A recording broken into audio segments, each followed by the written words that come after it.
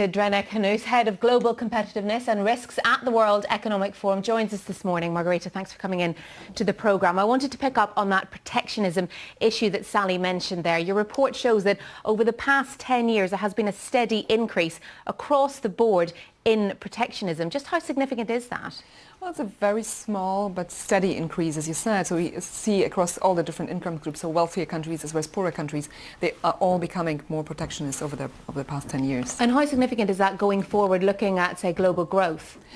Well, going forward, it's going to have an influence on global growth because, obviously protectionism trade has been one of the major drivers of growth in the past years, in the past 20 years especially.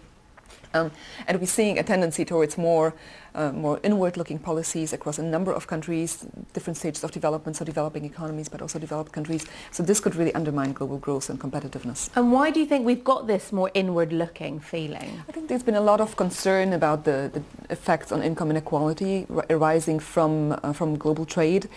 So we need to think a lot about how we can make, how we can ensure that the income inequality is reduced while also maintaining the benefits of trade, which are really important for growth and for having rising incomes. If we don't get growth, we will not have rising incomes, and this is a very important point that needs to be made. Now, Margarita, I wanted to ask you about the UK. Moved up from number 10 to number 7, but this is all based on pre-Brexit data. Right.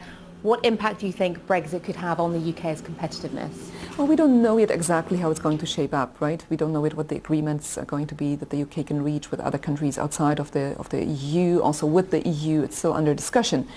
However, if we have a rough estimate of the effects, we see it rather on the negative side than on the positive side.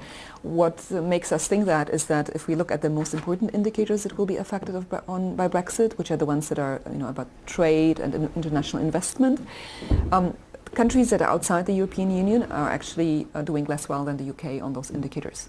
So while competitiveness is a complex issue and countries such as Switzerland perform well in terms of innovation, some of the other aspects are not related to the EU membership, on the indicators that will be affected by Brexit, they do less well.